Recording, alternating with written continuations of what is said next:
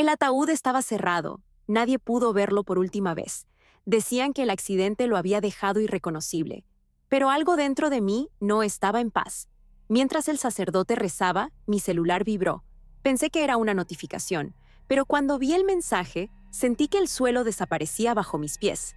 Era del número de mi esposo. Las palabras eran claras, imposibles. Me enterraron vivo. En ese momento supe que nada de lo que estaba viendo era real y que el verdadero infierno apenas comenzaba. El ataúd estaba cerrado. Decían que era mejor así. Las quemaduras fueron demasiado graves, doña Isabela. Me repitieron una y otra vez los del hospital. Pero en el fondo, algo dentro de mí gritaba que no debía aceptarlo. El cementerio de Zacatlán estaba cubierto de neblina esa mañana. El aire olía a tierra mojada y a flores recién cortadas. Escuchaba los pasos sobre el barro, el murmullo del sacerdote y el golpe seco de las palas clavándose en la tierra.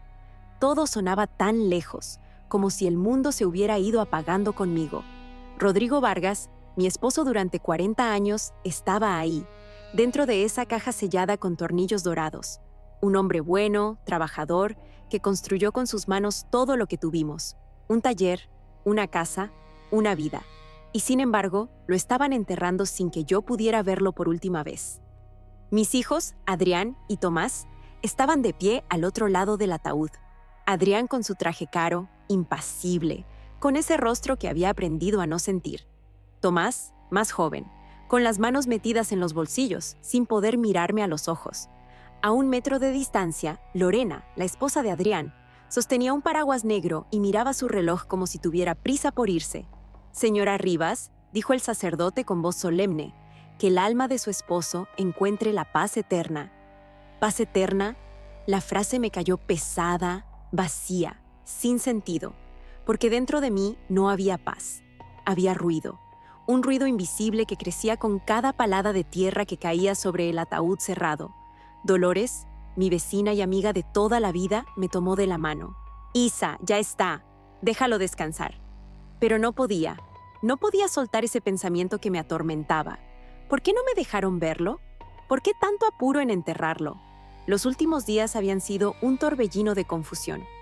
Rodrigo había muerto, según dijeron, tras una explosión en su taller. Una herramienta eléctrica había fallado, provocando un incendio pequeño pero letal. Sin embargo, el cuerpo fue retirado del hospital tan rápido que no tuve tiempo ni de despedirme. Recordaba perfectamente la última vez que lo vi con vida. Era un viernes, temprano, antes de que él saliera a trabajar. «Isa, no olvides revisar el gas», me dijo sonriendo mientras ajustaba su viejo cinturón de cuero. Le serví café como todas las mañanas. Él lo bebió despacio, observando por la ventana. Luego se acercó, me acarició la mejilla y susurró: «Si algún día me pasa algo, quiero que recuerdes esto. Nadie nos quita lo vivido». Me reí. Pensé que solo estaba siendo nostálgico, pero ahora cada palabra suya me quemaba en la memoria. El sonido del celular me sacó del trance. Vibró en mi bolso.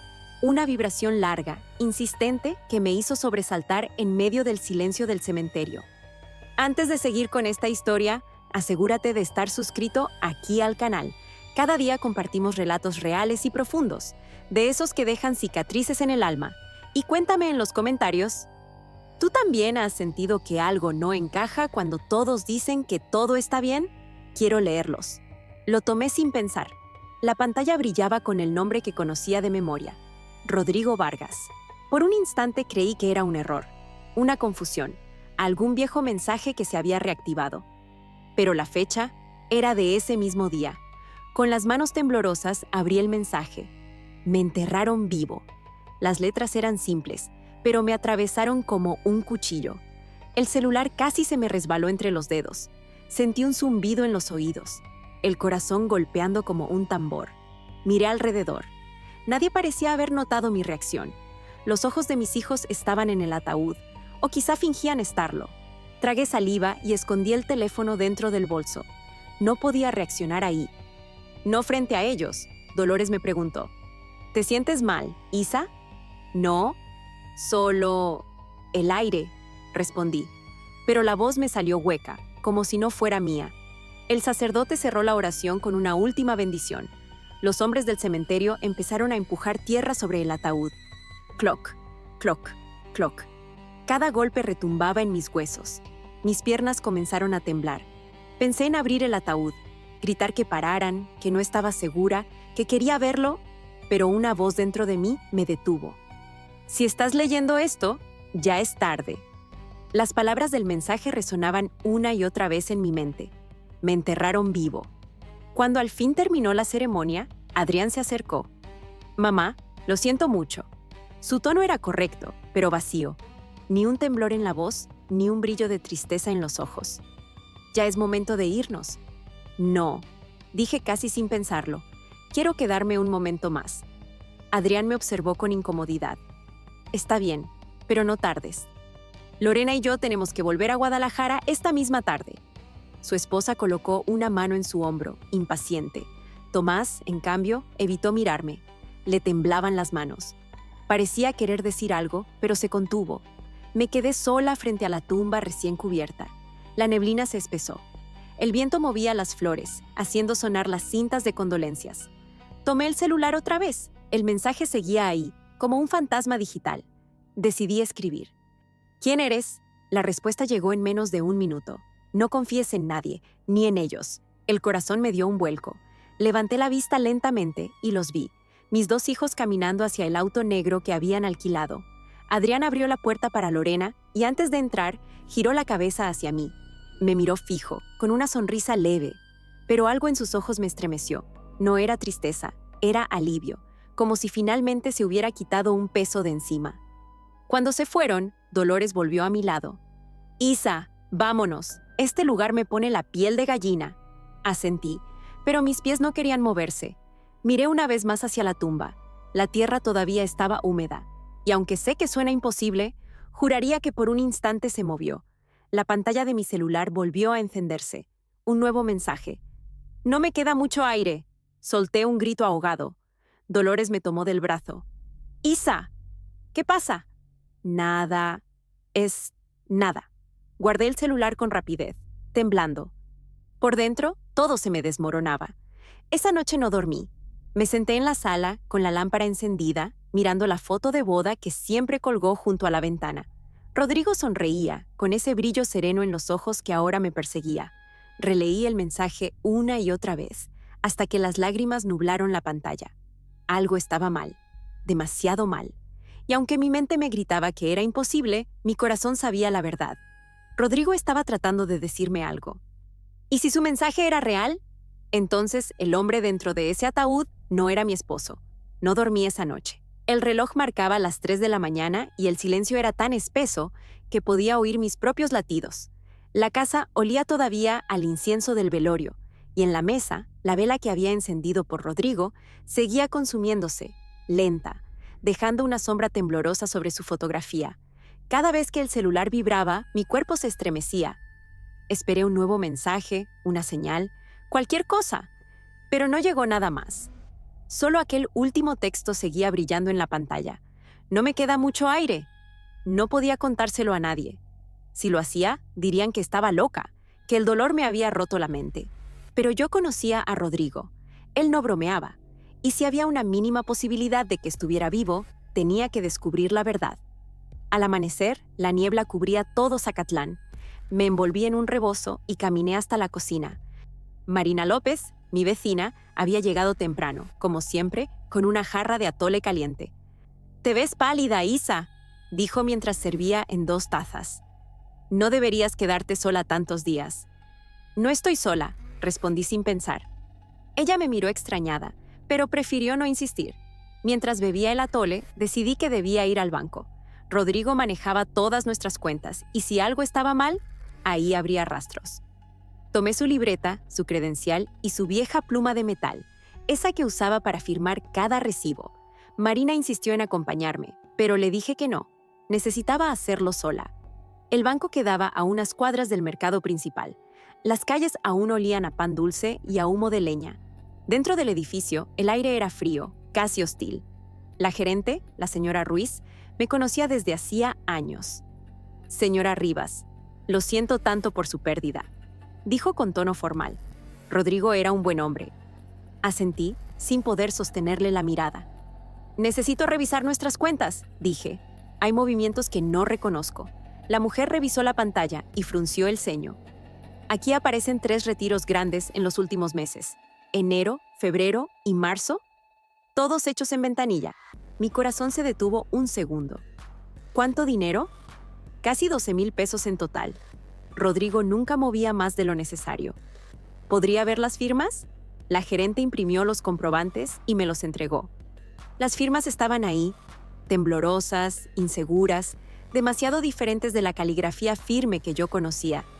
«Esto no es de mi esposo», dije con la voz quebrada. «Señora, él vino personalmente», explicó Ruiz. «Incluso lo acompañó un familiar». «¿Un familiar? ¿Cuál?» «El señor Adrián Vargas», respondió sin titubear. El mundo me dio un vuelco. Intenté no mostrar mi angustia. «¿Está segura?» «Sí», dijo que su padre tenía problemas de visión y que él le ayudaba con los trámites. No pude seguir escuchando. Sentí un nudo en la garganta, el aire denso, la garganta seca. Salí del banco sin despedirme, con las hojas apretadas en la mano. Caminé sin rumbo por las calles empedradas, entre el murmullo del mercado y el olor a flores. Cada paso me pesaba más. Adrián, mi hijo mayor, el mismo que apenas había derramado una lágrima en el funeral. Cuando llegué a casa, la luz de la tarde caía sobre las ventanas. Abrí el cajón del escritorio de Rodrigo. Allí guardaba su cuaderno de notas, los recibos del taller y un sobre cerrado con mi nombre, Isabela, escrito con su letra firme. Lo abrí con manos temblorosas. Dentro había una carta breve, fechada 2 semanas antes del accidente. «Isa, si estás leyendo esto, significa que algo no anda bien. Adrián insiste en que aumente mi seguro. Dice que es por ti, pero algo no me huele limpio. Si me pasa algo, no confíes ciegamente. Y busca a Samuel Herrera. Él sabrá qué hacer». Mis piernas se doblaron. Caí sobre la silla y lloré por primera vez desde el funeral. Rodrigo había sentido el peligro, había intentado protegerme, pero ya era tarde. La puerta se abrió de golpe. «¿Mamá?» Era Tomás. Tenía los ojos rojos y el cabello despeinado como si no hubiera dormido. «No te escuché llegar», dije secando mis lágrimas. «Quería saber cómo estás», respondió con voz débil. Pero sus manos temblaban. «Estoy bien, hijo». «¿Tú?» «Cansado. Estos días han sido difíciles. Adrián dice que deberíamos vender el taller, que no tiene sentido mantenerlo vacío». Lo miré fijamente. «Tu padre no está vacío, Tomás». «No quise decir eso, mamá. Solo... ya no queda nada que hacer allí». Mentía.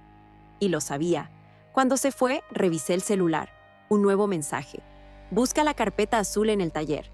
Salí esa misma noche. La luna estaba alta y el camino al taller olía a metal oxidado y aceite quemado. Empujé la puerta con esfuerzo. Adentro, todo estaba en orden. Demasiado en orden. Las herramientas limpias, el suelo sin una sola mancha. ¿Cómo podía un lugar que supuestamente había explotado verse así? Sobre la mesa encontré la carpeta azul. Dentro había copias de la póliza de seguro actualizada hacía 6 meses y varios documentos con la firma de Rodrigo. Pero las firmas eran idénticas a las del banco. Temblorosas, falsas. En una de las hojas había una nota escrita a mano, probablemente por él. «No firmé esto. Adrián insiste. Lorena lo presiona». Sentí un escalofrío. Detrás de mí, un ruido metálico. Giré rápidamente. Nada, solo el eco de mis pasos y el goteo de agua en una esquina. Tomé los papeles y me marché. Al cerrar el taller, vi una silueta parada del otro lado de la calle. Un hombre, alto, con sombrero. Por un segundo, pensé que era Rodrigo. ¿Rodrigo?, susurré. Pero el hombre dio un paso al frente, mostrando su rostro. Era desconocido, de mirada firme y gesto cansado. «Señora Rivas», dijo con voz grave. «¿Quién es usted?» «Samuel Herrera». Su esposo me contrató antes de morir. El corazón me saltó al pecho. «¿Usted sabía que algo iba a pasarle?» «No todo, pero lo sospechábamos». Su esposo creyó que sus hijos planeaban algo. Me pidió pruebas. ¿Pruebas? ¿De qué? De que lo estaban envenenando lentamente. El silencio se volvió insoportable. Samuel abrió su carpeta y me mostró un sobre. «Aquí hay copias de conversaciones grabadas. No las escuche ahora, no aquí». «¿Por qué?» porque alguien podría estar vigilándola. Una brisa helada recorrió la calle. El viento agitó las flores marchitas frente al taller, y por un instante creí escuchar la voz de Rodrigo, susurrando mi nombre. Samuel me miró con seriedad. Su esposo sabía más de lo que decía. ¿Y si el mensaje que recibió es real, señora? No estamos hablando solo de un accidente. Entonces, ¿de qué hablamos? Samuel sostuvo mi mirada. De un asesinato. El silencio del pueblo se volvió aún más profundo. Y por primera vez sentí que el miedo ya no era mi enemigo. Era mi única guía. No recuerdo haber dormido. Pasé la noche entera mirando la carpeta que Samuel Herrera me entregó frente al taller. Cada hoja parecía respirar, como si guardara dentro el alma de Rodrigo. El amanecer llegó con una neblina espesa que entraba por las ventanas. El pueblo aún dormía, pero dentro de mí algo había despertado para no volver a dormir jamás. Encendí la lámpara de la sala, puse la grabadora sobre la mesa y respiré hondo antes de presionar play. El sonido que salió fue débil al principio, un zumbido. Luego la voz grave y cansada de Rodrigo. Samuel, algo no está bien. Adrián insiste en el seguro y Lorena lo apoya. Ayer encontré en el taller una botella con olor extraño. Decía ser desinfectante, pero me ardieron los ojos solo con abrirla. Sentí un escalofrío recorrerme la espalda. La voz de Rodrigo tenía un temblor que nunca le había escuchado antes. Era la voz de un hombre con miedo. La grabación continuó. No quiero alarmar a Isabela. Ella cree que todo está bien, pero mis manos tiemblan. Me cuesta concentrarme. Si algo me pasa, asegúrate de que ella sepa la verdad. Pausé el audio. Las lágrimas me nublaron los ojos. Esa era su despedida anticipada. Rodrigo sabía que se acercaba algo oscuro, y aún así, pensó en protegerme antes que a sí mismo. El siguiente archivo comenzó automáticamente. Era otra voz, masculina, más joven. Adrián. Ya está todo listo, hermano. Papá firmó los papeles. Lorena consiguió al notario para la póliza nueva. Luego la voz nerviosa de Tomás. No me gusta esto, Adrián. Es nuestro padre. Cállate, respondió Adrián. Es solo dinero adelantado. Además, el seguro es perfectamente legal. ¿Pero el café? ¿Estás seguro de que no es demasiado? Un silencio. Después, Adrián bajó la voz. Samuel dijo que el metanol es lento. Nadie lo notará. Será un infarto. Nada más.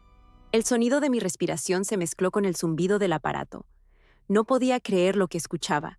Mis hijos, los niños que amamanté, los que dormían en mis brazos, los que jugaban bajo el árbol del patio mientras Rodrigo arreglaba bicicletas, ahora conspiraban para asesinarlo. Apagué la grabadora y me cubrí el rostro con las manos. Las lágrimas no eran suficientes para limpiar algo así. Mi alma se desgarraba entre la rabia y la incredulidad. El celular vibró. Otro mensaje del número desconocido. Ellos planean hacerlo contigo también. Ve al juzgado mañana. Me quedé paralizada. No sabía si ese número era aliado o amenaza. Pero cada palabra resultaba profética. Decidí buscar a Samuel de nuevo. Lo encontré en la cafetería del mercado, sentado en una mesa al fondo, leyendo un periódico viejo. Sus ojos, aunque cansados, aún tenían una firmeza que me tranquilizaba. «¿Escuché las grabaciones?», le dije apenas me senté. «Todo». «Entonces ya sabe lo que estamos enfrentando», respondió él sin levantar la voz. «Mis hijos...» Mi voz se quebró. «¿Cómo pudieron?». Samuel suspiró. «La codicia no nace de un día para otro, señora Rivas. Su esposo los protegió tanto que nunca aprendieron el valor de las cosas. ¿Qué debo hacer ahora?». Primero, mantenerse viva. Sacó un sobre nuevo de su portafolio y lo deslizó hacia mí. Esto llegó anoche a mi buzón. No sé quién lo envió, pero creo que debía llegarle a usted. Dentro del sobre había una copia del certificado de defunción de Rodrigo. ¿La causa? Falla cardíaca por complicaciones de accidente laboral. Pero en la esquina inferior había una anotación con tinta azul, escrita a mano. Revisar laboratorio. Rastro de metanol detectado. ¿De dónde salió esto?, pregunté horrorizada. Un técnico del hospital me lo filtró. Temía represalias, pero confirma lo que sospechábamos. ¿Y por qué el médico firmó un diagnóstico falso? «Porque lo compraron», respondió Samuel. Adrián pagó para encubrir todo. Un silencio pesado nos envolvió. El murmullo del mercado parecía venir de otro mundo. Finalmente, Samuel continuó. «Hay algo más. Mañana, Adrián y Lorena tienen cita con el juez Gómez». «¿Para qué?». para declararla mentalmente incompetente. Quieren que la incapacidad los convierta en tutores legales y puedan quedarse con el dinero del seguro. Sentí un mareo. El suelo pareció moverse bajo mis pies. ¿Cuándo?, pregunté con un hilo de voz. A las 10 de la mañana. No puedo permitirlo. Por eso estoy aquí. El teniente Iván Orduña es un viejo amigo mío. Honesto, si conseguimos las pruebas correctas esta noche, él puede emitir una orden de investigación antes de que la incapaciten. Asentí, apretando el sobre contra el pecho. Haré lo que sea necesario. Esa noche volví a casa con el corazón ardiendo entre miedo y determinación. En la mesa, la vela junto a la foto de Rodrigo seguía encendida, como si él me vigilara desde otro plano. Me senté frente a ella. «Ayúdame, mi amor», susurré. «Guíame». Alrededor de la medianoche, escuché pasos afuera. Sombras se movían en el jardín. Apagué la luz. La manija de la puerta se movió lentamente, como si alguien intentara entrar sin hacer ruido. Tomé el bastón de Rodrigo y esperé. Los pasos retrocedieron. El silencio volvió, pero mi cuerpo siguió tenso como un resorte. El celular vibró sobre la mesa. Nuevo mensaje. «No abras la puerta. Están ahí». Mis manos se helaron. Me acerqué a la ventana. Entre las cortinas vi el reflejo de Adrián hablando con alguien dentro del auto. Reconocí también la silueta de Lorena, con su vestido claro brillando bajo la luz del farol. No estaban de visita, estaban vigilándome. Esperé a que el motor del coche se alejara.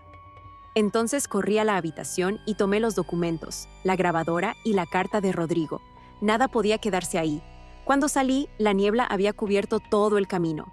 Samuel me esperaba en el coche, al otro lado de la calle. «Vámonos», dijo sin preguntar. Durante el trayecto hacia la estación de policía, guardé silencio. Solo escuchaba mi respiración y el sonido lejano de la lluvia sobre el parabrisas. Samuel apretó el volante. «No se preocupe, señora Rivas. Esta noche todo cambiará». Al llegar, el teniente Iván Orduña los esperaba. Hombre alto, de rostro firme, con el uniforme ligeramente arrugado por las horas de turno. «Herrera me explicó la situación», dijo mientras extendía la mano. «Necesito escuchar esas grabaciones». Encendí la grabadora sobre la mesa. Las voces de Adrián y Tomás llenaron la sala una vez más. Frías, calculadas. Orduña las escuchó sin interrumpir. Cuando terminaron, levantó la mirada. «Esto es suficiente para abrir una investigación formal. Pero deben tener cuidado». «¿Por qué?», pregunté. «Porque cuando la gente mata por dinero, no duda en hacerlo 2 veces». Guardé silencio. Samuel asintió. «¿Qué haremos ahora, teniente?» «Exhumar el cuerpo», respondió Orduña con firmeza. «Si hay metanol en los restos, tendremos pruebas irrefutables». Mi pecho se cerró. El cuerpo de Rodrigo. Tendrían que abrir su tumba. Sentí un nudo en el alma, pero asentí. «Háganlo», el teniente firmó la orden. «Será mañana al amanecer». Samuel me acompañó hasta el auto. Antes de subir, me miró con un dejo de respeto. «¿Su esposo estaría orgulloso, señora Rivas?» «No», respondí. «¿Él estaría triste de ver en lo que se convirtieron nuestros hijos?» El cielo comenzó a clarear, y mientras el primer rayo de sol se filtraba entre la niebla, supe que al abrir esa tumba, no solo desenterrarían un cuerpo, desenterrarían la verdad. El amanecer llegó con un frío que cortaba la piel. Zacatlán despertaba entre la niebla y yo estaba allí, frente a la tumba de mi esposo, con el corazón latiendo tan fuerte que sentía que podía romper el silencio. El teniente Iván Orduña dio la orden. Los sepultureros comenzaron a remover la tierra húmeda.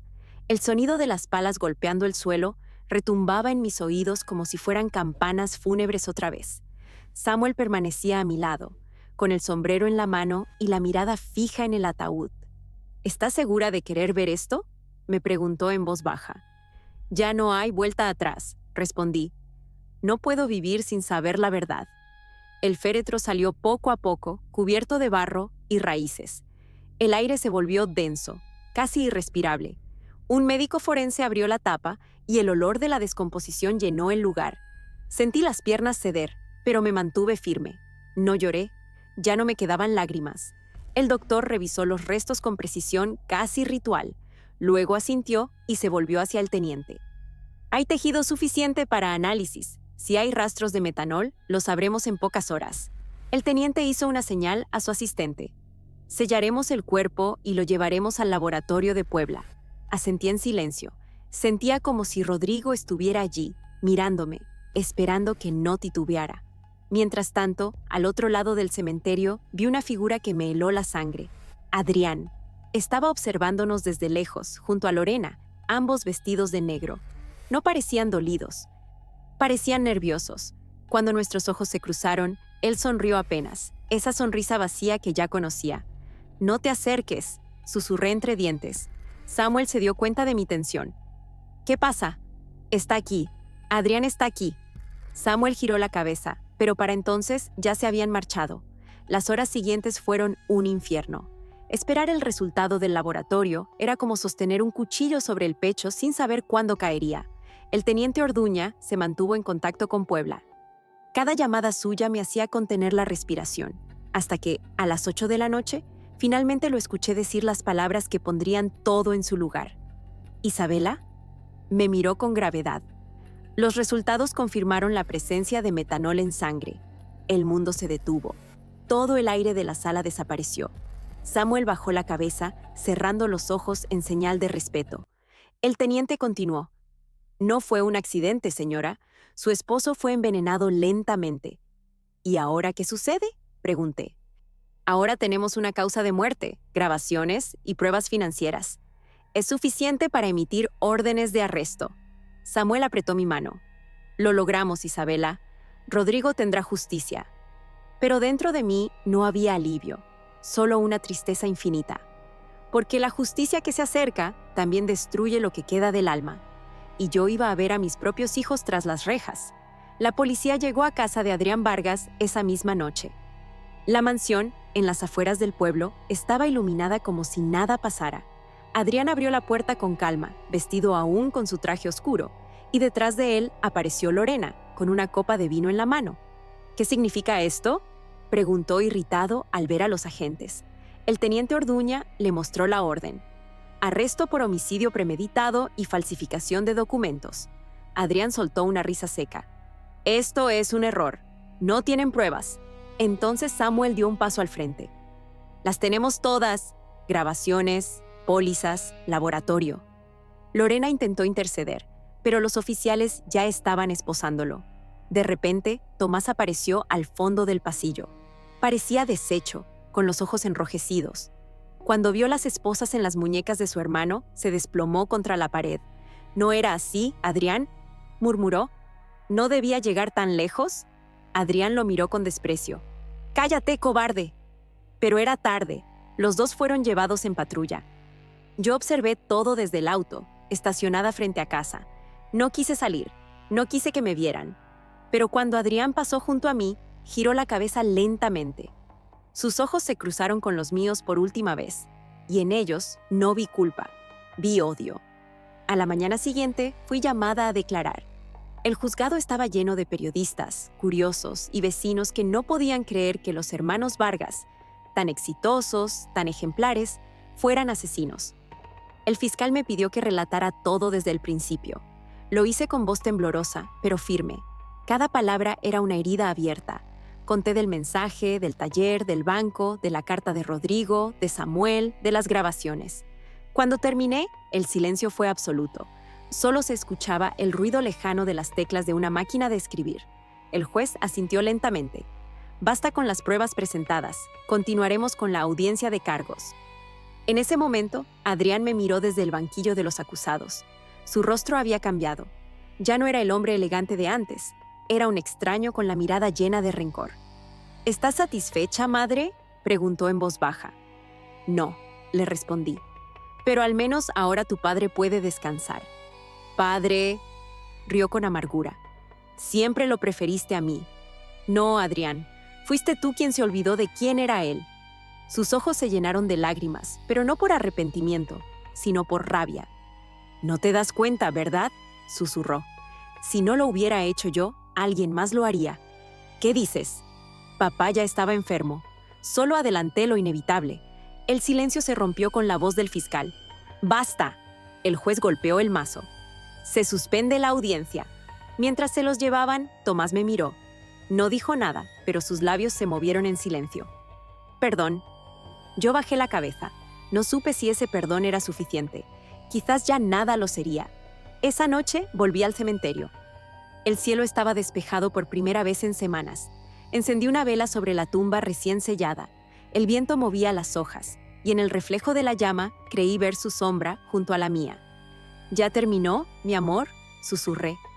«¿Pagaron por lo que te hicieron?». El aire se movió, leve, como una caricia, y por un segundo sentí que él me respondía. Cuando me fui, Samuel me esperaba en el auto. «¿Lista para cerrar este capítulo?», me preguntó. «No», dije mirando hacia el cielo. «Aún falta algo». «¿Qué?». «Que yo aprenda a perdonarme por no haberlo visto antes». El silencio que siguió fue largo, pero tranquilo. La justicia había llegado, sí, pero la paz todavía estaba en camino. Han pasado 2 años desde aquel día, 2 años desde que vi a mis hijos esposados, desde que escuché por última vez el nombre de Rodrigo en un tribunal. A veces, todavía despierto en medio de la noche, esperando escuchar el sonido de su respiración a mi lado, pero solo encuentro el eco del silencio. El tiempo no borra el dolor, solo lo acomoda en un rincón donde deja de doler tanto. Hoy, mi casa es distinta. Donde antes estaba el taller, ahora hay un jardín lleno de flores.